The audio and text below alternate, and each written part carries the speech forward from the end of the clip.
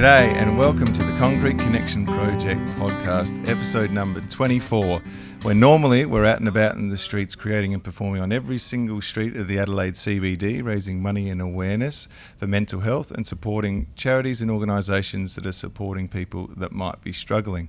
And today I've ventured over into the northeast quarter of the city, where I'm supposed to be in the northwest, but I'm here today visiting Tracey at Still Aware. Thanks for joining me, Tracey. Oh, thank you, Ben. This is my very first podcast. As an avid listener, I'm very excited to be here today. Well, this was my very first podcast that I've ever created, and my first podcast episode was the very first one I did for this. So hopefully we're both learning as we progress. Excellent. Now, we're here at Still Aware on Grenfell Street. Can you please tell us what Still Aware is? Of course. So we are a small not-for-profit based in Adelaide but are national, and we are all about creating awareness and providing education against preventable stillbirth. Mm-hmm. Great. And then, what sort of prevention, tactics are we using? Of course. So look, unfortunately, 6 babies every day are born in Australia without breath. It is double the national road toll and no one talks about it. So we advocate for women to trust their instincts, monitor movements, get to know babies normal, not compare their pregnancy with anyone else's, and get to know their baby in pregnancy. So strength, pattern, frequency and movement are really, really important and paramount to keeping babies safe. And so we talked a little bit off camera before about the stigma still attached to stillbirth, and particularly post. Can we talk a little bit about that? Absolutely. Look, whilst statistics haven't changed in Australia, obviously the experience for the family has changed a lot. So we have got really beautiful cuddle cots and ways for parents to spend longer with their stillborn baby after delivery.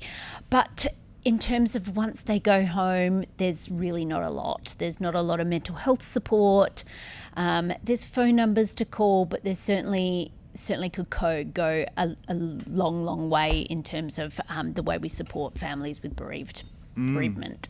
So, and one of those things was Bereaved Mother's Day. Can you talk about that? Yeah, absolutely. So we run 3 events a year. The first is Birthday for Babies, which is on Bereaved Mother's Day, which is held Sunday before Mother's Day in Australia, and it is a really beautiful way that we can honour all families that have experienced a loss.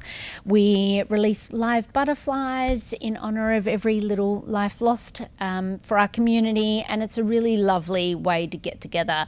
They kind of call our community a shitty club that no one wants to really be a part of, but they've all got something in common, and we're there to certainly celebrate those lives. And what sort of other events are happening this year for Still Aware? Of course. So we have got a corporate event coming up in June, and it's at Long Play Bistro, and there's a couple of seats left if anyone's interested.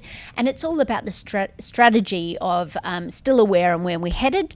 And then we have our gala on the 17th of October. So we have 400 people that come along, and it's going to be at EOS in Sky City this year. So it's certainly a reason to celebrate all of the milestones that Still Aware have achieved. We have got brochures that go out nationally all around Australia to hospitals, clinicians, midwives, doulas, hypnobirthers, and then last year we finished off our 3-year Safe Bubba project, which is our WINS project, and it has been rolled all over Australia throughout our rural and remote communities. So Aboriginal women are twice as likely to have a stillborn baby than an Anglo-Saxon white woman in Australia. So it's really, really important that we get this information everywhere. Yeah, well, incredible stuff you're doing. And so with the structure of Still Aware, is it heavily relied on donations? We are solely relied on donations in our community. So the WINS project was a government initiative. The rest of our funding is solely from paving pounding the pavement. So your incredible donation really does go a long way. We are solely reliant on our community, which is really tough, but our community rally behind us. They often will say, hey, do you know what, I'm going to do the City to Bay and I'd love to raise money for Still Aware.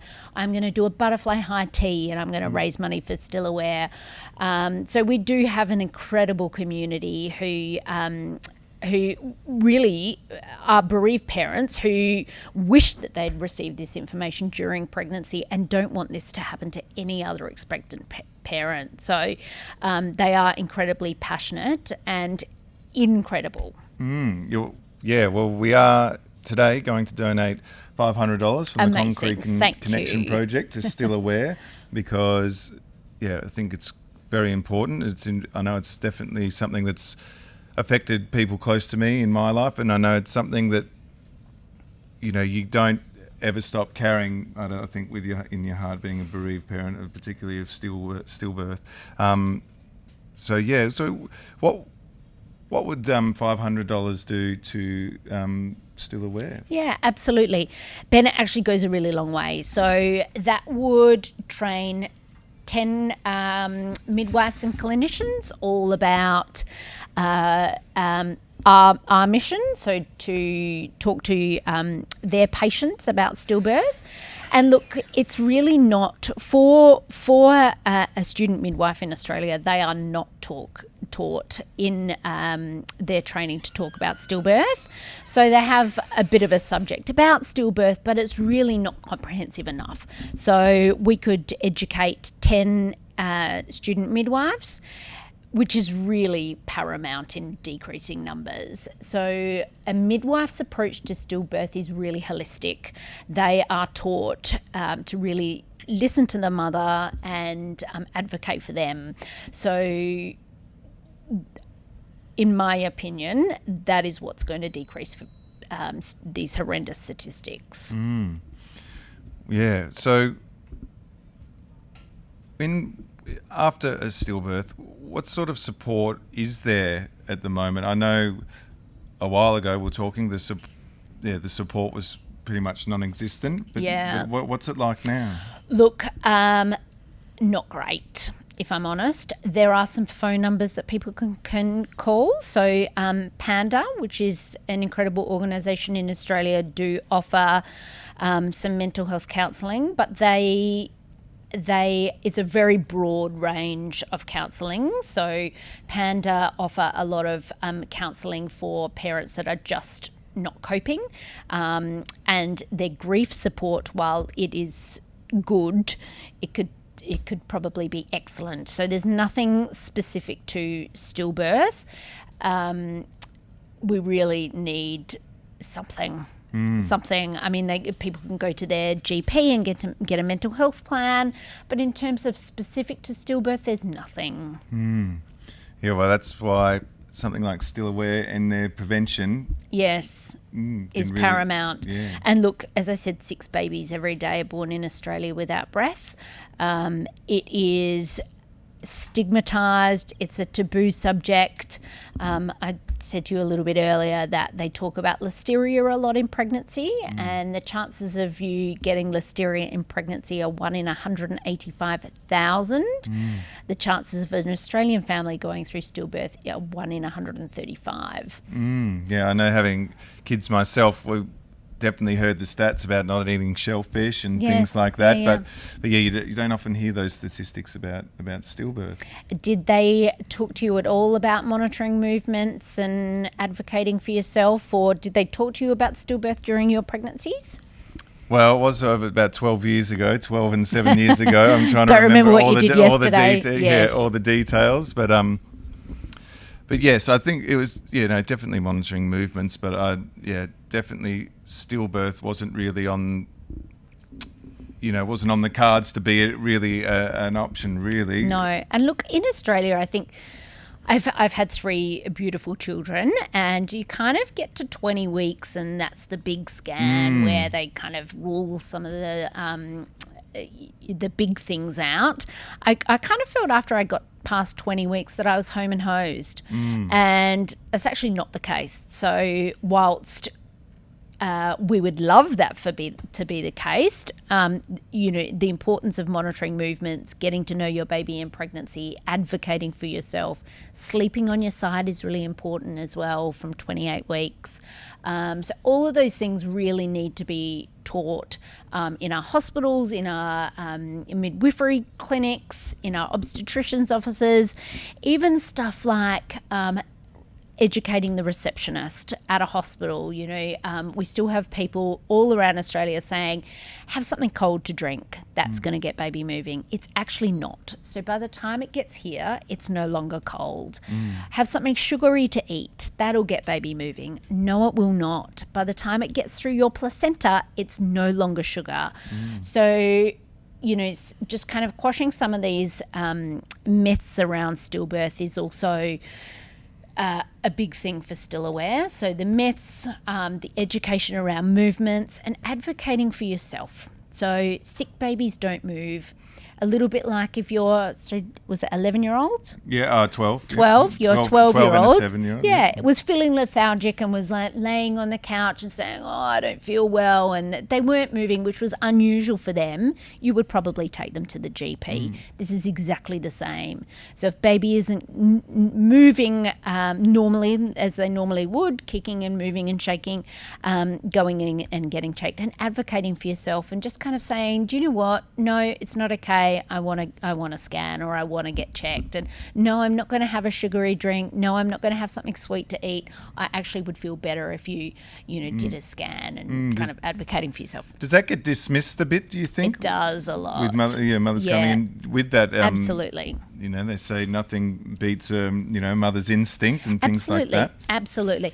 Look, we do speak to midwives all around Australia who all say we would rather see you 20 times with everything is okay, with once you should have come in yesterday when you noticed a difference in movements.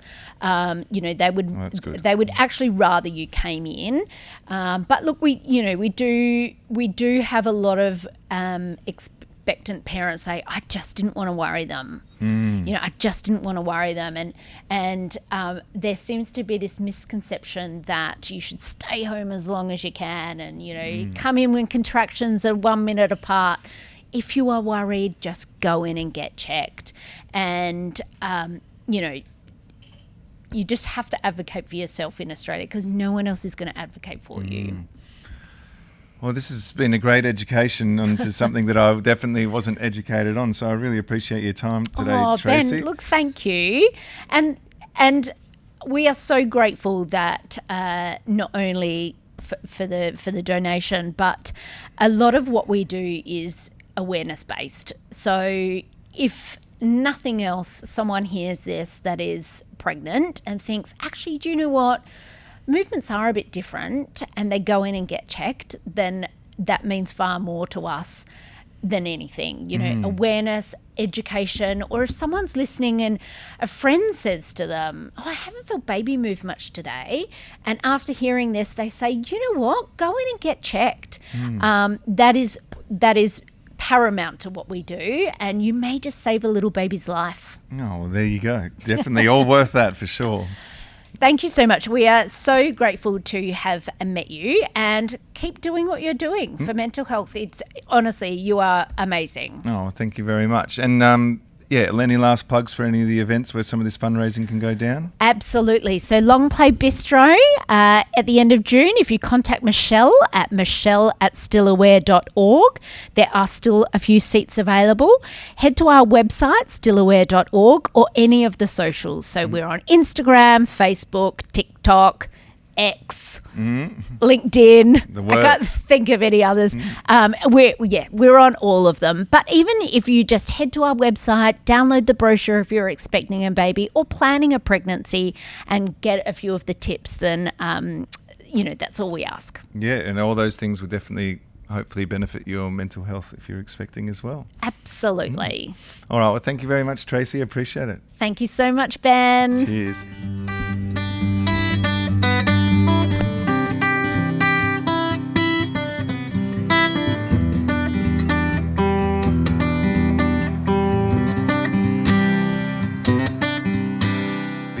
dark circles that they've hung.